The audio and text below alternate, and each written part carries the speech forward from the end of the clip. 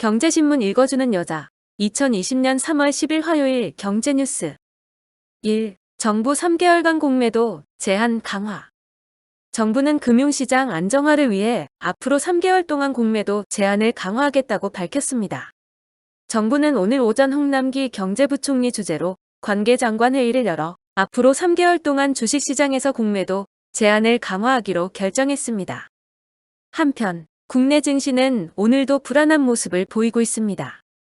1. 공매도 한시적 규제 필요. 순기능도 과야. 이채원 한국투자밸류자산운용 대표는 공매도는 미국이나 일본에서도 마찬가지로 특정 종목이 과열되거나 거품이 심하게 낄 때 이를 막아주는 순기능이 있다며 자본시장에서 매매를 자유롭게 할 수 있는 권리도 고려해야 한다고 말했습니다.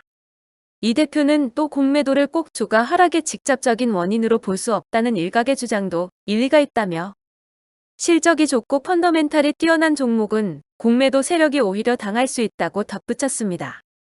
이 대표는 그럼에도 공매도를 통한 악의적인 거래에 대해선 규제를 강화해야 한다고 지적했습니다. 이 대표는 또 시장 상황을 고려한 대응이 필요하다고 조언했습니다. 3. 코로나19 유가 급락에 뉴욕 증시 7%대 폭락. 미국 뉴욕 증시가 현지 시간 9일 급락했습니다. 이날 뉴욕 증시는 코로나19 확산 우려에 더해 국제유가가 30%대 폭락세를 보이며 공포가 극에 달했습니다. 뉴욕 증시 주요 지수는 이날 오전 9시 30분 개장과 함께 폭락하기 시작해 약 4분 만에 거래가 중지됐습니다. 뉴욕 증시는 스탠더드 앤드 푸어스 500 지수가 7% 하락하면 15분간 거래가 중단됩니다. 뉴욕 증시는 15분간 거래 중단 이후 오전 9시 49분께부터 거래를 재개했습니다. 4. 코로나에 러시아 사우디 기싸움까지. 유가 폭락한다.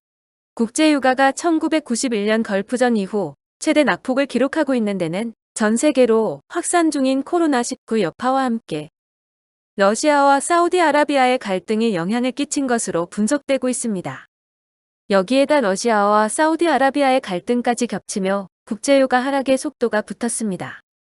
결국 원유 가격 하락을 막기 위한 감산 카드가 실패하자 사우디아라비아도 원유 생산을 늘리겠다고 입장을 바꿨습니다. 결국 코로나19 여파에 사우디아라비아와 러시아의 기싸움까지 겹치며 국제유가는 급락하고 있습니다. 5. 유가 폭락에 DLS 원금마저 불안. 국제유가에 대한 전망치가 연초 이후 50% 가까이 낮아지면서 원유 가격을 기초자산으로 하는 파생결합증권의 손실 구간 우려가 현실화되고 있습니다. 예컨대 다음 달 10일 만기를 앞둔 한국투자증권 트루 1073의 기준하한가 배리어는 $50로 만기 시 기초자산으로 삼은 WTI 원유 가격이 이보다 낮다면 만기까지 이 상품을 들고 있던 투자자는 손실을 볼 수밖에 없습니다. 6. 금융위 코로나 대출 은행 업무 위탁 확대. 금융위원회가 코로나 대출의 자금 공급 속도를 높이기 위해 은행 위탁 대출 업무 범위를 넓힙니다. 이에 업무 위탁 범위를 늘리고 정책금융기관에 퇴직 인력을 투입해 자금 지원 속도를 높이기로 했습니다. 이세훈 금융위 금융정책국장은 현재 제한된 범위에서만 일부 재단이 은행의 업무를 위탁하고 있다며 업무 범위를 심사 과정까지 넓히는 방안을 중소벤처기업부와 논의하고 있다고 설명했습니다. 7. 조정 대상 지역 3억 이상 주택 거래 시 자금 조달 계획서 제출해야. 이달 13일부터 수원 등 조정 대상 지역에서 3억 원 이상 주택 거래 계약을 체결하면 자금 조달 계획서를 제출하고 서울 등 투기 과열 지구에서 9억 원 초과 주택 거래 계약을 맺으면 계획서 증빙 서류도 내야 합니다. 우선 조정 대상 지역에서는 3억 원 이상, 비규제 지역에선 6억 원 이상의 주택 거래를 신고할 때 주택 취득 자금 조달 및 입주 계획, 일명 자금 조달 계획서를 제출해야 합니다. 또한 투기 과열 지구에서 9억 원 초과 주택을 거래하면 자금 조달 계획서의 작성 항목별로 예금 잔액 증명서, 소득금액 증명원 등 객관적인 증빙 자료를 제출해야 합니다. 8. 한진그룹 대한항공 리베이트 의혹, 내부감사 진행. 한진그룹이 최근 이슈가 되고 있는 대한항공 리베이트 의혹에 대해 내부감사를 진행하기로 했습니다. 한진그룹은 10일 입장 자료를 통해 조원태 회장을 비롯한 현 경영진은 에어버스 리베이트 의혹에 대해 어떠한 관련도 없음을 재차 강조한다며 대한항공은 과거 사실관계 확인을 위해 최근 프랑스 에어버스 등의 확인을 요청했으며 이와 별도로 내부 감사도 진행할 예정이라고 밝혔습니다. 9. 대한항공 리베이트 의혹 무관. 법적 대응 강구. 대한항공이 최근 불거진 에어버스 리베이트 수수 의혹에 대해 강력히 부인하고 명예훼손에 따른 민형사상 조치를 강구하기로 했습니다. 대한항공은 근거 없이 현 경영진의 명예를 훼손시켜 회사 가치에 부정적 영향을 끼치는 행위에 대해서는 좌시하지 않을 것이며 민형사상 조치도 강구할 계획이라고 덧붙였습니다. 조현아 전 대한항공 부사장과 행동주의 사모펀드 KCGI, 반도건설로 구성된 이른바 3자 연합은 오는 27일 예정된 한진칼 주주총회를 앞두고 대한항공이 항공기 제작사 에어버스로부터 불법 리베이트를 받았다는 의혹을 제기했습니다. 10. 이주열 가능한 모든 정책수단 활용해 금융시장 안정 도모.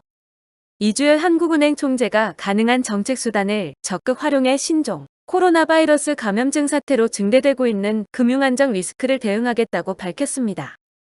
이 총재는 10일 오전 간부회의를 열고 국내외 금융 외환시장 상황을 점검한 뒤 코로나19 사태의 영향 등으로 국내 금융 외환시장의 변동성이 확대되면서 금융안정 리스크가 증대되고 있는 만큼 가능한 정책수단을 적극 활용해 금융안정을 도모해 나가겠다며 이같이 밝혔다. 11. 노란우산공제 대출 2조 원으로 확대. 중소벤처기업부와 중소기업중앙회는 최근 코로나19 확산에 따른 어려움을 겪고 있는 소기업 소상공인들의 자금 수요에 대응하기 위해 노란우산공제, 즉 소상공인 공제대출을 2조 원 규모로 확대한다고 10일 밝혔습니다. 중기중앙회는 10일 서울시와 노란우산 희망장려금 지원 사업을 위한 업무 협약도 맺었습니다.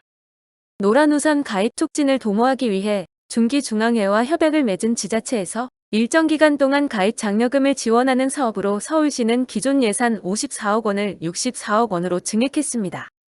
12. 코로나19에 여행 예식 위약금 상담 급증. 전년 대비 7.8배 상승.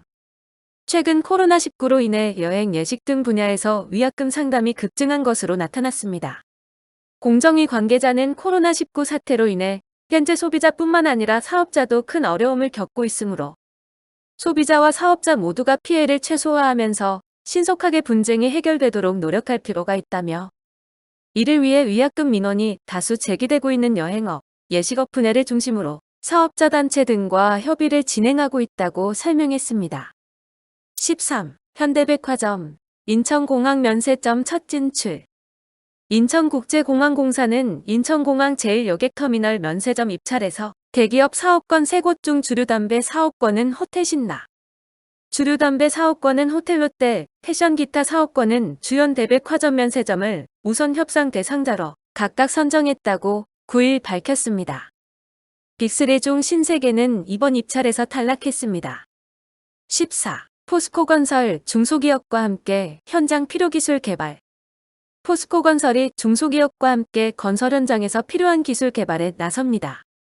포스코건설 관계자는 창의적이고 잠재력이 있는 중견기업들이 강소기업으로 성장할 수 있는 기반을 마련하고 대기업과 협력해서 현장에서 바로 적용이 가능한 기술을 개발해 건설 현장의 기술 경쟁력을 높일 계획이라며 더불어 함께 발전하는 기업 시민으로서 향후에도 중소기업과 상생하는 프로그램을 지속적으로 개발해 나갈 것이라고 말했습니다.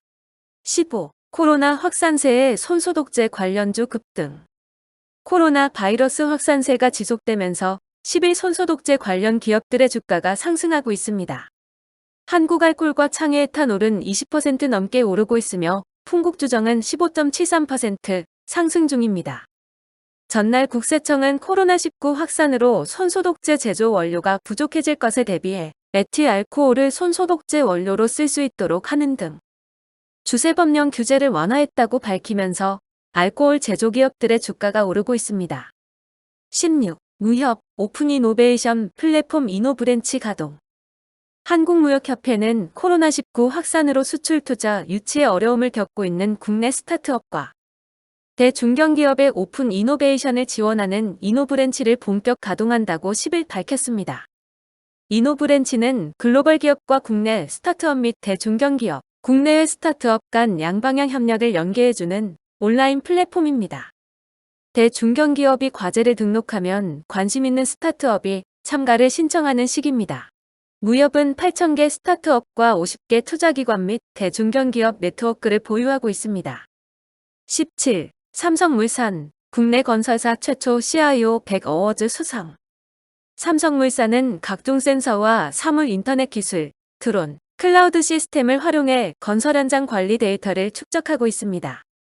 삼성물산은 삼성 SDS의 인공지능 기반 분석 플랫폼인 브라이틱스 AI와 브라이틱스 IoT를 활용해 데이터 분석 및 의사결정을 지원하는 안전관리 예측 시스템을 갖췄습니다. 한편 올해 CIO 어워즈 수상자로는 JP모건, 맥도널드 등의 글로벌 기업들이 선정됐습니다. 18. 박용만 산업계 전방 EPA 추경 확대 40조 돼야. 박용만 대한상공회의소 회장은 코로나 사태로 올해 경제 성장률이 적게는 0.3%포인트, 많게는 1%포인트 이상 떨어질 것이라고 보는 전문가들이 있다며 현재 예산안으로는 경제 성장률 0.2%포인트 정도의 영향만 있을 것이라고 분석했습니다. 박 회장은 지금은 정부를 비롯해 모든 분야가 특단의 대책을 갖고 나서서 어려운 분위기를 선제적으로 꺾어야 할 때라면서 국회에서 추경 확대를 받아주지 않는다면 찾아가 설득하고 호소할 것이라고 밝혔습니다. 19. 대림산업, 의료용 신소재 사업 키운다. 대림산업은 메탈로센 촉매 등 독자적으로 개발한 기술과 카리플렉스의 음이온 촉매 기반의 합성 고무 생산 기술을 융합해 의료기기, 우주항공, 기능성 타이어 등 첨단 산업 분야에 적용 가능한 고부가 가치 석유화학 사업 확장에 속도를 냅니다. 대림산업은 의료용 신소재 산업을 주목하고 있습니다. 대림산업은 국내 생산 거점 확보를 통해 고용 창출과 함께 국민의 안전과 건강에 직결되는 의료용 소재 산업의 성장을 촉진할 것으로 기대했습니다. 20. 무디스, 한국 성장률 또 하향 조정, 1.9%에서 1.4%로 조정.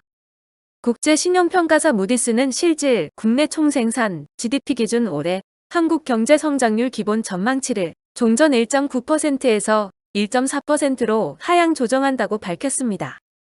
무디스는 앞서 지난달 16일 올해 한국 경제 성장률 전망치를 2.1%에서 1.9%로 낮췄었습니다. 무디스는 내년 한국 경제 성장률 기본 전망치는 기존 2.6%를 유지했습니다. 무디스는 중국 경제 성장률 전망치는 5.2%에서 4.8%로 미국 경제 성장률 전망치는 1.7%에서 1.5%로 내렸습니다. 2020년 3월 10일 화요일 경제뉴스 끝. 구독과 좋아요 그리고 공유 부탁드립니다.